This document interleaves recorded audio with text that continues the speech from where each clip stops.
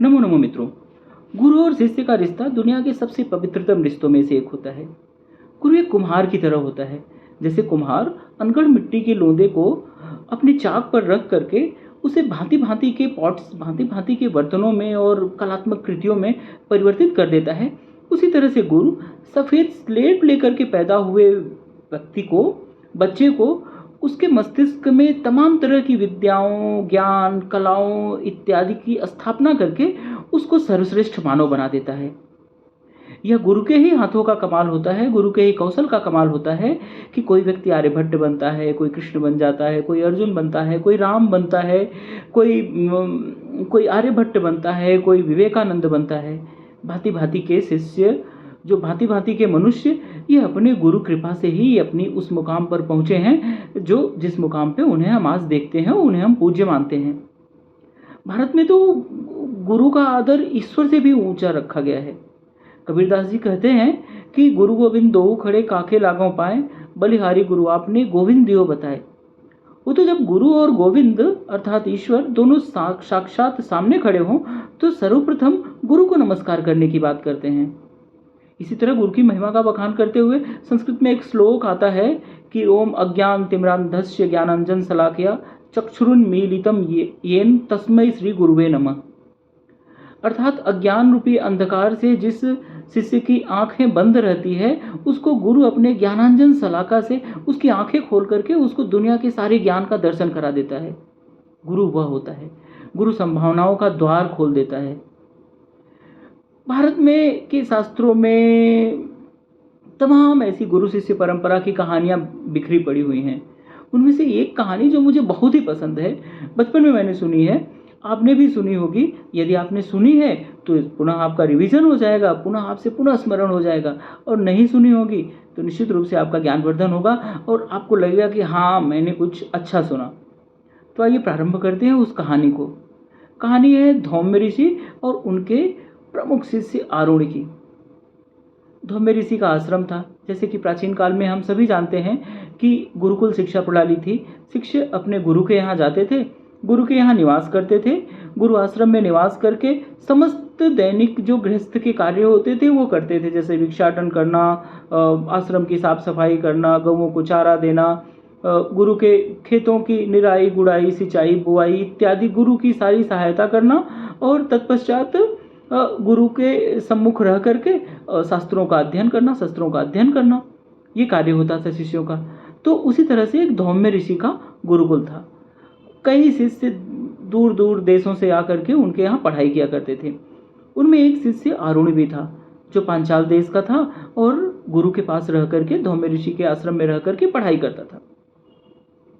ताजुब की बात यह है कि वह गुरु आश्रम में रह करके शस्त्र शास्त्रों की पढ़ाई नहीं करता था, वो दिन रात अखंड गुरु सेवा में लगा रहता था। वह गुरु के वस्त्रों का प्रक्षालन करता, गुरु को स्नान कराता, गुरु के लिए पानी खींच करके लाता, गुरु के बिस्तर लगाता, गुरु को भोजन कराता, गुरु के लिए, गुरु के साथ खेतों की निराई गुड़ाई, सिंचाई इत्यादि कार्य, इत्यादि क्रियाकलाप करता। वह दिन और रात सिर्फ गुरु की सेवा में लगा रहता था, क्योंकि उसका मानना था कि गुरु सेवा से ही उसे आत्मज्ञान प्राप्त होगा। शास्त्रों का तो अध्ययन उसने बहुत ही कर लिया था। उसने जितने भी शास्त्र भौतिक जगत में मौजूद थे समस्त शास्त्रों का अध्ययन करके कर लिया था, लेकिन उसे आत्मज्ञान की प्राप्ति नहीं हुई थी। उसे लग रहा था कि कुछ अधूरा है।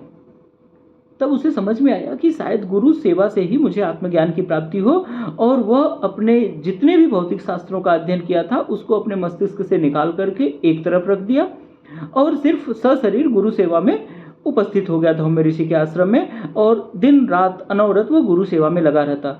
गुरु की आज्ञा का कभी भी उल्लंघन नहीं किया करता था। गुरु चाहे उसे जो भी आज्ञा दे, वो गुरु आज्ञा का पालन करना अपना परम कर्तव्य मानता था।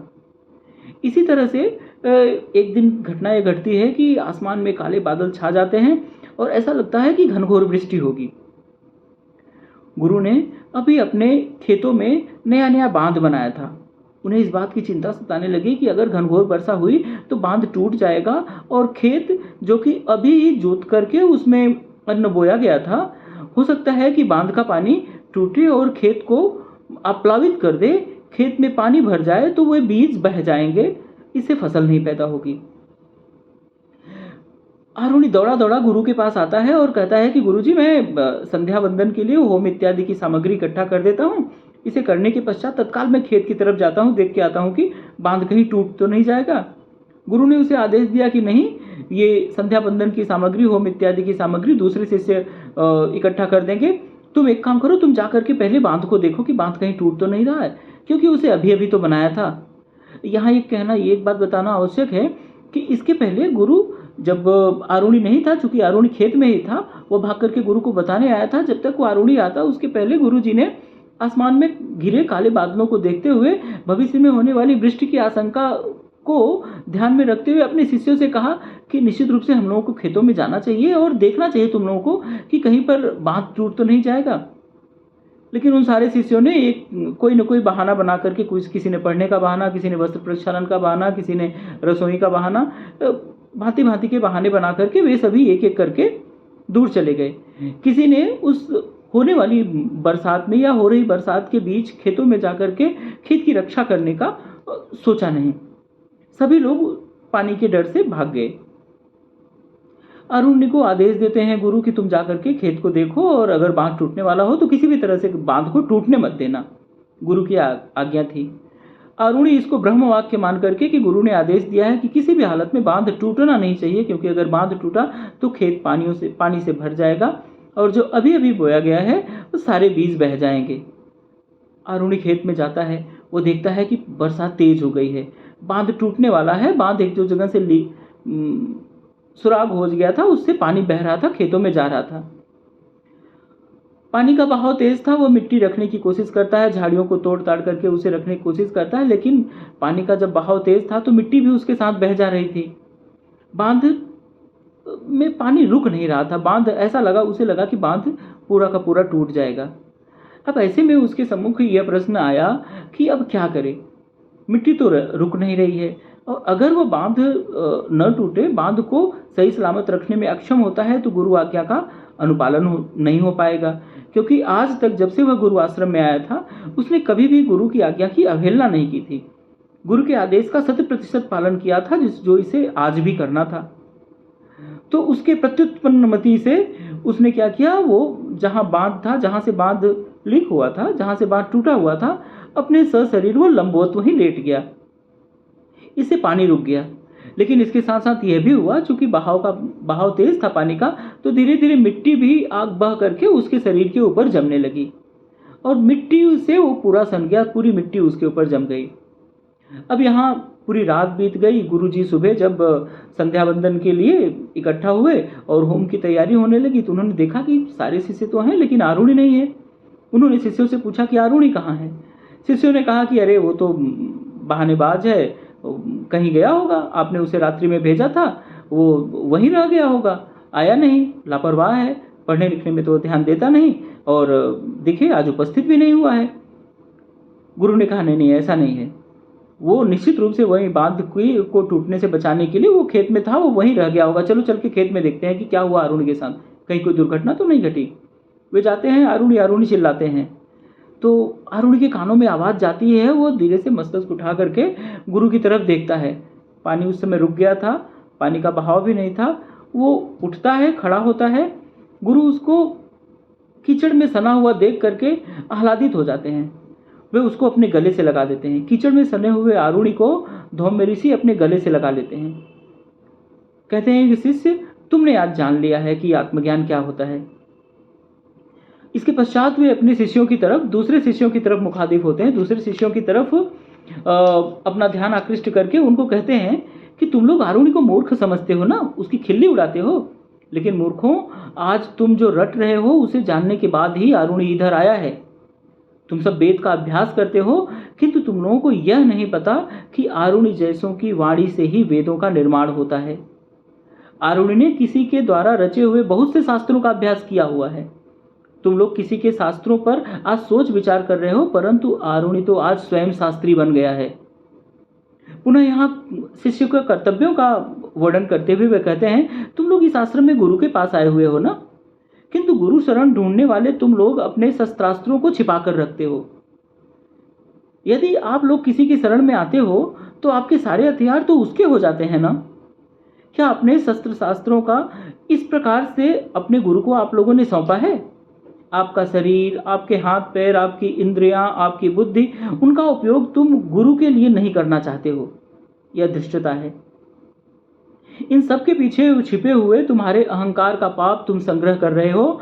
जब तक तुम इससे छुटकारा नहीं प्राप्त कर लोगे, तब तक तुम्हारा कुछ नहीं हो सकता। अर्थात तब तक तुम लोग आत्मज्ञान की प्राप्ति नहीं कर सकते। वे उनका कहने का मतलब ये है कि गुरु के सम्मुख जब शिष्य जाए तो वह प्रपत्ति के भाव से जाए, अर्थात संपूर्ण समर्पण की भाव से जाए। यदि वह गुरु के सम्मुख संपूर्ण समर्पण की भाव मुद्रा के साथ जाता है, तभी गुरु द्वारा दिया हुआ ज्ञान फलीभूत होता है। तभी वह गुरु द्वारा जो भी कुछ बताया जाता है उसको अपने मस्तिष्क में संचित कर पाता है। उससे वह लाभान्वित हो सकता है और जीवन में आगे बढ़ सकता है। फिर अरुण की तरफ देखते हुए वो कहते हैं कि बेटा अरुण, तेरे बदन पर मैं वेद व शास्त्रों का प्रकाश देख रहा हूँ। जाओ, तुम्हारा कल्याण हो, तुमने आज आत्मदर्शन कर लिया है। इस तरह हम देखते हैं कि गुरु कृपा से आरुणि को आत्मज्ञान की प्राप्ति होती है, जो आत्मज्ञान हजारों वर्ष ऋषियों के द्वारा तपस्या करने के पश्चात भी नहीं प्राप्त होती। उस आत्मज्ञान की प्राप्ति गुरु सेवा के प्रति निष्ठापूर्वक लीन रहो करके आरुणि ने उस आत्मज्ञान की प्राप्ति कर ली। यह जो कहानी है आरुणि और धम्म ऋषि की, यह एक आदर्श और मानक कहानी हो सकती है गुरु और शिष्य के रिश्तों की। गुरु के प्रति शिष्य का किस तरह व्यवहार होना चाहिए, वह इसकी एक मानक कहानी है। यदि हम इसे अपने जीवन में उतार पाएं और सारे शिष्य अगर आरुणि बनने की सोच लें, तो निश्चित रूप से कोई अज्ञानी नहीं रह पाएगा और सबको सही मायने में ज्ञान की प्राप्ति हो जाएगी। जो यहाँ आत्मज्ञान की प्राप्ति की बात कर रहा है, सूचनाओं का भंडार तो हम देखते हैं कि तमाम लोग इकट्ठा कर लेते हैं, लेकिन सूचना और ज्ञान और विवेक, इन सब में बड़ा अंतर होता है। जो व्यक्ति अपने गुरु के समक्ष प्रपत्ति भाव से उसके समक्ष संपूर्ण समर्पण कर देता है कि तुभ्यम वस्तु गोविंदम तदीयम तु समर्पयामि, इस भाव से जो गुरु के सम्मुख जाता है, निश्चित रूप से